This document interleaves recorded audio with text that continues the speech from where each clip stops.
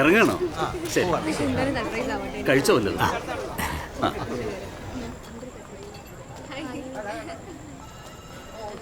നിങ്ങളൊക്കെ ഭക്ഷണം കഴിച്ചോ? കഴിക്കാത്തവരുണ്ടെങ്കിൽ പോയി കഴിക്കണേ. ഞങ്ങൾ കഴിച്ചാൽ സാറേ. ടീച്ചർ എവിടെ? അയ്യോ, ടീച്ചർ അവിടെ അപ്പുറത്ത് എവിടെയെങ്കിലും കാണും. ഈ പെൻഷൻ ആയതിനു ശേഷം ഫ്രണ്ട്സിനെയൊക്കെ ആദ്യമായിട്ട് കാണുകയല്ലേ, അവരുടെ അടുത്ത് പോയിരിപ്പുണ്ടാവും. ഞാനൊന്ന് അങ്ങോട്ട്. ശരി സാറേ. അപ്പാ, ഓ, കപ്പിയാർ വിളിച്ചായിരുന്നു. ആ. അച്ഛനെ കൂട്ടാൻ പള്ളിയിലോട്ട് ചെല്ലാൻ പറഞ്ഞു. ഞാൻ പോയിട്ട് ആ ചെല്ല. ആ മോനെ, ആ ജോൺ വന്നോ? ഇല്ല. അവൻ പുറപ്പെട്ടോ? അറിയില്ല. നീ ഒന്ന് വിളിച്ചു നോക്ക്. വിളിച്ചിട്ട് ഫോൺ എടുക്കുന്നില്ല. നീ പള്ളിയിലേക്ക് ചെല്ല്. ആ മോളി, കഴിച്ചിട്ടേ പോളട്ടെ. മോളി, ജോൺ ഇതുവരെ വന്നിട്ടില്ല. ഇന്നലെ വിളിച്ചപ്പോ പറഞ്ഞതാ ഇന്ന് 3 മണിയാകുമ്പോ പുറപ്പെടുമെന്ന്. 3 മണിക്ക് മൂന്നാറിൽ നിന്ന് പുറപ്പെട്ട് ഇവിടെ എത്തേണ്ട സമയം കഴിഞ്ഞു. അവൻ വിളിച്ചിട്ട് ഫോൺ എടുക്കുന്നില്ലെന്നാ ലിബിൻ പറയുന്നത്. അപ്പം എന്നത്തെയും പോലെ ഇന്നും സമയത്തവനുണ്ടാവില്ല. ആഹാ, ഇന്നവൻ വന്നില്ലെങ്കിൽ കാണിച്ചു കൊടുക്കാൻ ഞാൻ അവനെ. റെഡി. ഓക്കെ. ഞാൻ വിവേകിനെ പരിചയപ്പെടുന്നത് ഹൗസ് ഏജൻസി ചെയ്തുകൊണ്ടിരിക്കുമ്പോഴാണ്. ഞങ്ങൾ തമ്മിൽ ആക്ച്വലി 2 വർഷത്തെ പരിചയമുണ്ട്. പക്ഷേ കല്യാണം കഴിക്കുന്നതെന്ന് ഞങ്ങൾ ഒരിക്കലും എക്സ്പെക്ട് ചെയ്തിട്ടില്ല. പള്ളിയിലച്ഛൻ ഇപ്പൊ വരും, നീ താഴ്ത്തു വാ. ആ ചേച്ചി, ജിസ് ചേച്ചി എന്തേ? ബാൽക്കണിയിലുണ്ടല്ലോ. ആണോ? ചേച്ചി പൊക്കോ, ഞാൻ വരാം. ആ ശരി. നമുക്കെന്നാ അത് പിന്നെ എടുത്താലോ? ശരി ചേച്ചി. ആ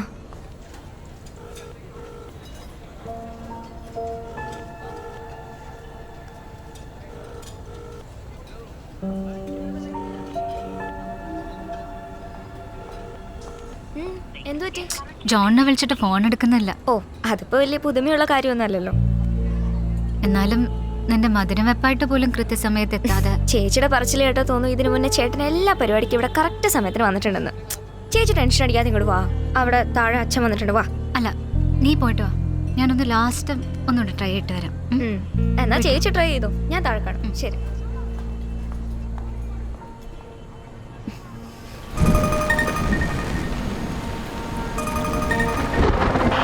കൺട്രോൾ കോളിംഗ്. ചുരം 4ാം ഫ്ലോറിൽ ഒരു ബൈക്ക് ആക്സിഡന്റ് ആയിട്ടുണ്ട്. കാഷ്വാലിറ്റി ഉണ്ട്, സ്പോട്ടിലേക്ക് എത്തുക.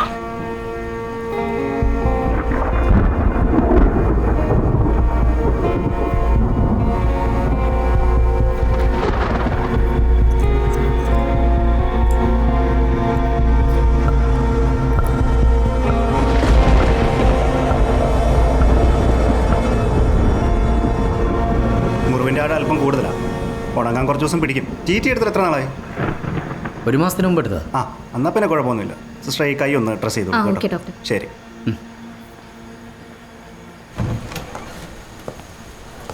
എങ്ങനെയുണ്ട് സാർ? കുഴപ്പമില്ല, ചെറിയൊരു വേനുണ്ട്. മരുന്ന് ഞാൻ വാങ്ങിയിട്ടുണ്ട് സാർ. ഇപ്പോൾ ഉണ്ട് സാർ, എൻ്റെ അടുത്ത് ക്യാഷ് ഉണ്ട്. ആരല്ല, ആവശ്യമുള്ള എടുത്തിട്ട് ബാക്കി ഡാഷിലേക്ക് വെച്ചാൽ മതി. ശരി സാർ. ഫെലിക്സ് അവിടെ? സാർ ഇവിടെ ഉണ്ട്, ഞാൻ പോയി വണ്ടി എടുത്തിട്ട് വരാം സാർ. ഇപ്പം എങ്ങനെയുണ്ട് കൈ? കുഴപ്പമൊന്നുമില്ല. ചെറിയൊരു പെയിൻ ഉണ്ട്, പെയിൻ കില്ലർ കഴിച്ചു. സാറിന് എങ്ങനെയുണ്ട്? ചെറിയൊരു പേനുണ്ട്. ഫെലിക്സിൻ്റെ ഫോൺ അടിക്കുന്നത് കേട്ടില്ല സാർ. MLA എടുക്കണ്ട, അവനെ ഇറക്കാനുള്ള ശുപാർശ കോളായിരിക്കും.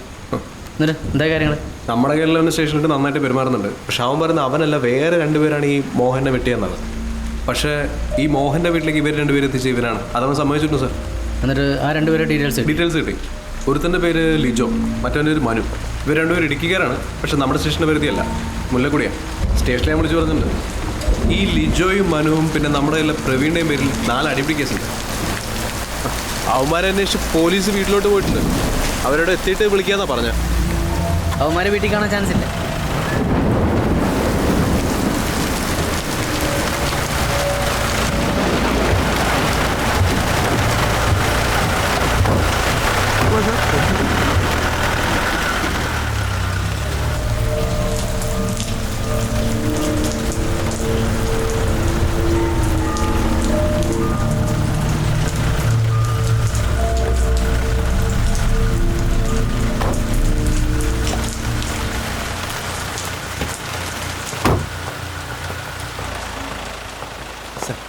സാർ എന്തായി?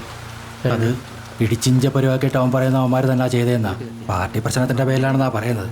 ഇനിയൊന്നും ചെയ്യണ്ട. FIR നാളെ കൂടുതൽ ഹാജരാക്കും. ശരി സാർ, ഓക്കെ.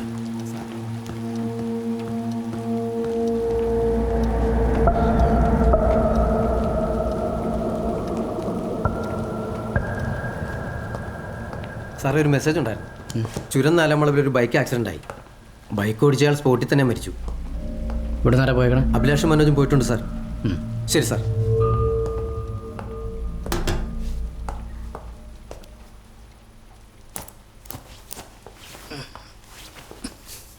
സാറ് പറഞ്ഞ പോലെ അവരോട് ഇല്ല. 2 ആഴ്ചയായിട്ട് രണ്ടുപേരും വീട്ടിലും ചെന്നിട്ടില്ല. അവരുടെ ഫോട്ടോസും ഡീറ്റെയിൽസും മെസ്സേജ് അയച്ചിട്ടുണ്ട് സാർ. ഫെലിക്സ് അതൊന്നും എനിക്ക് വാട്സപ്പ് ചെയ്യും. പിന്നെ അതുപോലെ തന്നെ അവരുടെ ഫ്രണ്ട്സിൻ്റെയും ബന്ധുക്കളുടെയും ഡീറ്റെയിൽസ് നിറക്കണം. അവിടെയൊക്കെ നമ്മുടെ ശ്രദ്ധയും വേണം. Okay sir.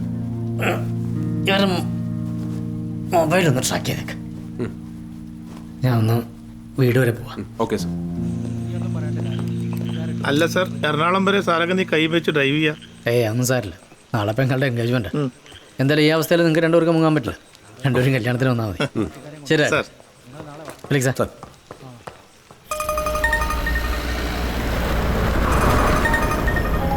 Hello John, good evening. Good evening sir. ആ ജോൺ, എന്തെങ്കിലും അപ്ഡേറ്റ്സ് ഉണ്ടോ? സാർ, നമ്മുടെ ആ പാർട്ടിയിലെ മോഹനെ വെട്ടി കൊലപ്പെടുത്താൻ ശ്രമിച്ച കേസിൽ ഒരാളെ പൊക്കിയുണ്ട് സാർ. ഓ ഗുഡ് ഗുഡ്. പക്ഷേ രണ്ടുപേരും കൂടി കിട്ടാനുണ്ട്. ആ ഒരു മനു, ലിജോ, അവന്മാരിപ്പോൾ ഇവരാണ്. പക്ഷെ നമുക്ക് ഉടനെ പോകാം സാർ. ആ ജോൺ, ഇതൊരു പൊളിറ്റിക്കൽ ഇഷ്യൂ ആയതുകൊണ്ട് സൂക്ഷിച്ച് ഹാൻഡിൽ ചെയ്യണം. Sure sir. സാർ, അതുപോലെ തന്നെ നമ്മുടെ ചുരത്തിലൊരു ആക്സിഡന്റ്, ഒരു സ്പോട്ടഡ് ഉണ്ട്. ഞാനിപ്പോൾ അങ്ങോട്ട് പോയിക്കൊണ്ടിരിക്കും സാർ. അത് കഴിഞ്ഞ് ഞാനൊന്ന് വീട്ടിലേക്ക് പോകും. നാളെ പെങ്ങളുടെ എൻഗേജ്മെന്റ്. ഓ, അത് നാളെയാണല്ലേ. ആശംസകൾ പറഞ്ഞേക്ക് അനിതിയോട്. Sure sir. Okay, good night. Thank you sir. Good night. ശരി.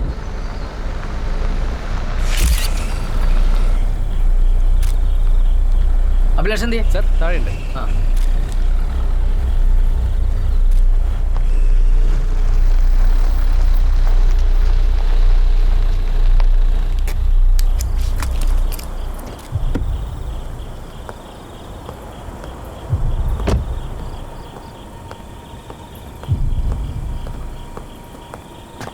സാർ, എത്ര മണിക്കായിരുന്നു സംഭവം? 8:45 സാർ. മുകളിലെ വളവിലാണ് ആക്സിഡന്റ് നടന്നത്.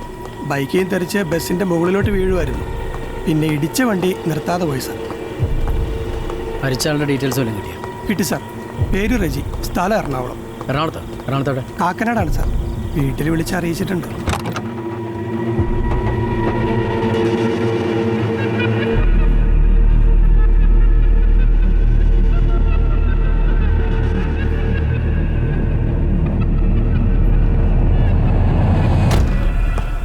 ഇടുക്കി, എറണാകുളം ജില്ലകളിലെ എല്ലാ സ്റ്റേഷനിലേക്ക് ഇൻഫർമേഷൻ ഒന്ന് പാസ് ചെയ്തേക്കണം. Okay sir. ഇടിച്ച പാർട്ടി ചിലപ്പോൾ ടെൻഷനായിട്ട് നിർത്താതെ പോയതായിരിക്കും സാർ. ഇനി ഏതെങ്കിലും സ്റ്റേഷനിൽ അയാൾ സറണ്ടർ ആയാലോ? ശരി സാർ. സാർ, പിന്നെ ഈ ബസ്സിൻ്റെ കാര്യം എങ്ങനെയാണ്? അത് കണ്ടക്ടറുടെയും ഡ്രൈവറുടെയും സ്റ്റേറ്റ്മെൻറ്റ് എടുത്തിരുന്നു. ഇല്ല. അവരുടെ ഡീറ്റെയിൽസ് ഒക്കെ മേടിച്ചിട്ട് അവരെ പറഞ്ഞു വിട്ടേ. വെറുതെ പാസഞ്ചേഴ്സിനെ ബുദ്ധിമുട്ടിക്കണ്ട. Okay sir. ശരി, എന്നാൽ കാര്യങ്ങൾ വിളിച്ച് പറഞ്ഞാൽ മതി. ആ